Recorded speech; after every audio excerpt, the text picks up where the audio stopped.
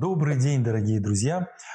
Помните, в свое время мы с вами достаточно много говорили о том, что у нас есть две мышцы, которые, соответственно, соответствуют. Одна мужской энергии, другая женской энергии. Так вот, подвздошно-поясничная мышца, которая находится здесь в животе, из-за которой мы ножки вот так вот делаем, да, она имеет еще одно свойство. Она связана с женской энергией, то есть со слабостью. Поэтому не только у женщин может быть перенапряжение этой мышцы, но и у мужчин, которые чувствуют себя слабыми. Да? Вот. Очень часто можно видеть, то есть в норме мужчины ходят, напрягая ягодицы, потому что это мужская мышца, да, а женщины ходят, напрягая подвздошно-поясничную мышцу, потому что это женская мышца. Вот. Это так должно быть, и так это обычно и проявляется. Но если мы видим женщину, у которой ноги колесом, вот так, это показатель того, что у нее напряжены ягодичные мышцы, то есть у нее избыток мужской энергии. Значит, тому есть какая-то причина.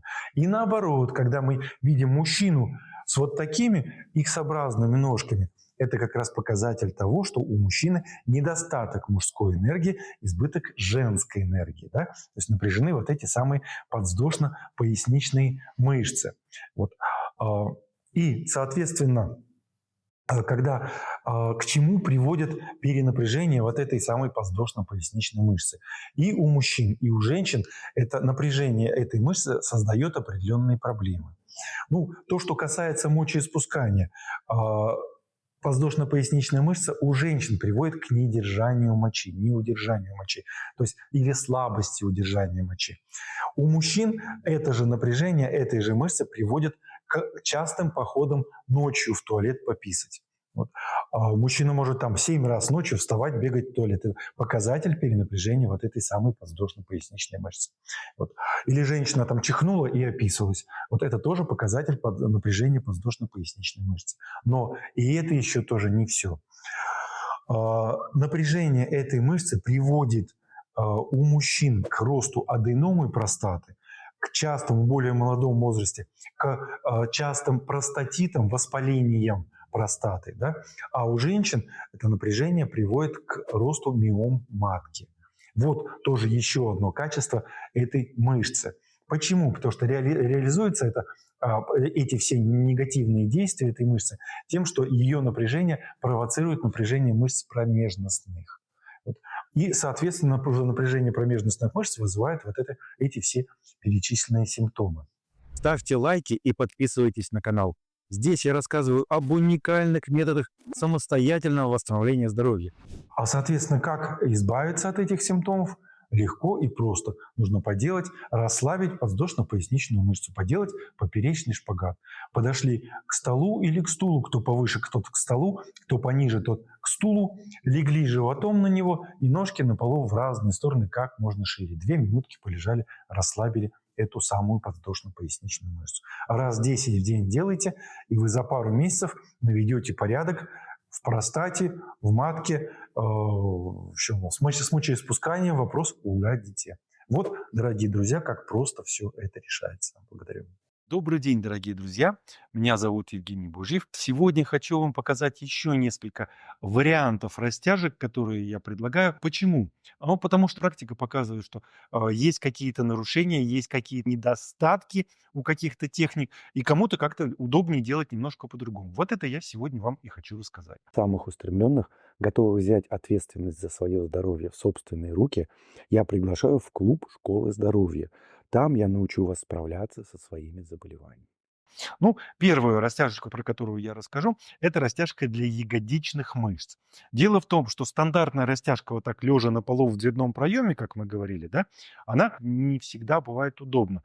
И часто приходится сталкиваться с тем, что даже у человека, нет такого места, где можно было бы сделать эту растяжку. Как она делается, помните? Вот так ложитесь в дверном проеме, ножку кидаете за противоположный косяк, и ножка под своим весом потихонечку вот так сюда скользит.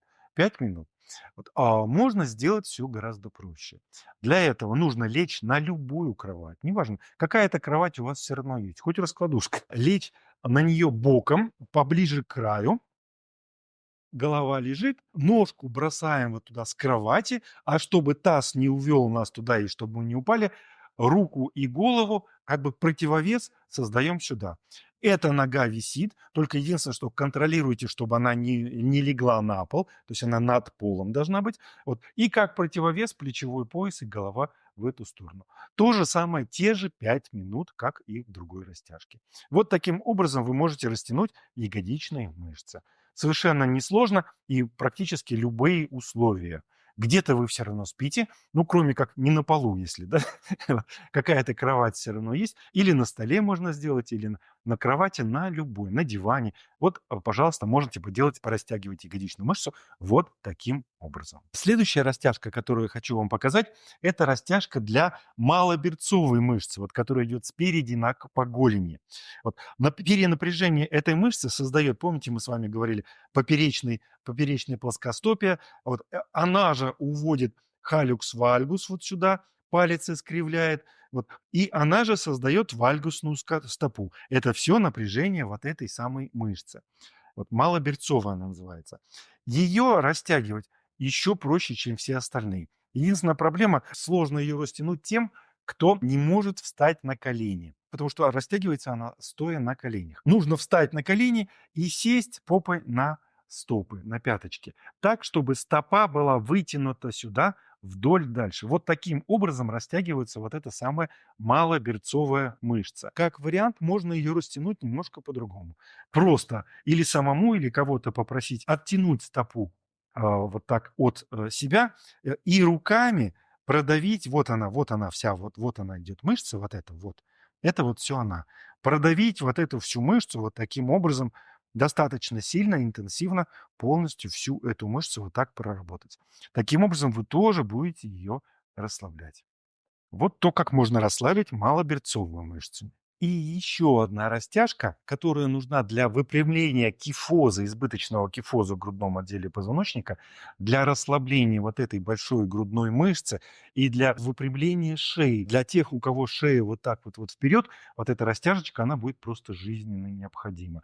Для женщин, у которых проблемы с молочной железой, неважно какие, начиная от мастопатии и заканчивая онкологией, тоже вот эта растяжечка, она будет просто жизненно необходима. И, естественно, для людей, у которых проблемы какие-то внутренних органов из-за такой вот спины гиперкифоза, да, то есть избыточно согнутой вперед спины, то есть тоже эта растяжечка, она жизненно необходима. То есть реально с помощью вот этой растяжки вы буквально за пару месяцев можете выпрямить себе спину, можете убрать проблему в молочной железе, во внутренних органах и выпрямить себе шею.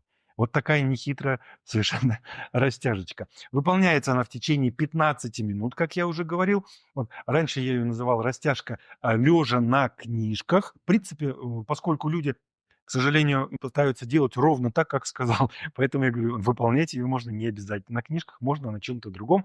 Вот. Принцип какой? Что-то подкладывается по высоте, какие-то предметы на уровне нижнего края лопаток, или у женщины это место примерно, где застегивается бюстгальтер. Вот под это место подкладывается стопочка чего-то. Это могут быть книги, это могут быть там какой-нибудь, может быть, валик вот такой. Вот, или если это что-то жесткое, типа книги, то обязательно нужно сверху чем-то прикрыть. То есть мягенькое положить. Ну, потому что иначе больно будет лежать. То есть либо полотенчика свернули, положили, либо вот такой вот валик. Вот давайте посмотрим. Вот нижний край. Так, ложится. Голову опускаем и руки вот так за голову. И расслабились. И 15 минут просто ничего не делаем, просто лежим в таком положении. Как узнать, правильно мы подобрали высоту валика или недостаточно? Элементарно просто. Если вы положили валик и вы легли, сначала голова не достает до пола, а потом, когда вы подняли руки, завели за голову и голова легла на пол, то вот это самая идеальная высота валика. Если голова сразу легла, вот как сейчас, это показатель того, что валик низковат, нужно сделать его повыше. Если вы легли голова не достала до пола, а руки подняли, и голова все равно до пола так и не достала, значит, валик слишком высокий, нужно сделать его немножко поменьше. И просто 15 минут вот в таком положении полежать. Я всегда говорю, моя любимая зарядка – это 15 минут полежать. Очень эффективное упражнение. Мало того, что восстанавливает вашу фигуру, выпрямляет ваши способности вот эти. Помимо этого, это расслабление и восстановление кровоснабжения внутренних органов. Ну и для женщин еще молочные железы. Вот, дорогие друзья, по поводу этой растяжечки. И еще одна растяжечка, которую я хотел вам показать, это растяжка для боковых мышц шеи. К сожалению, просто практика показывает, что часто люди делают ее неправильно, и вместо того, чтобы просто расслабиться и положить руку на голову, они напрягаются и вынуждены держать руку на голове. Для того, чтобы этого избежать, я предлагаю просто-напросто в руку взять маленькую бутылочку с водой. Садимся, ножки вытягиваем, расслабляемся. Голова наклоняется в сторону, насколько может, только не вперед и не назад, а вот ровно в сторону. Да? В руку берем бутылочку и вешаем эту руку на голову. Эта рука противоположная висит, эта рука висит и голова висит. Никакого напряжения, просто полностью расслабиться. Вот. И бутылочка помогает как раз вот эту тяжесть здесь создать. Вот таким образом вы совершенно спокойно сможете растянуть боковые мышцы шеи. 2 минуты, как обычно. Благодарю вас, всего доброго. Работайте, работайте и будете здоровы. Напоминаю, что ваши лайки – моя самая большая награда. Не жадничайте, ставьте, пожалуйста. А также подписывайтесь на канал. Я здесь несколько раз в неделю рассказываю о методах самостоятельного восстановления здоровья.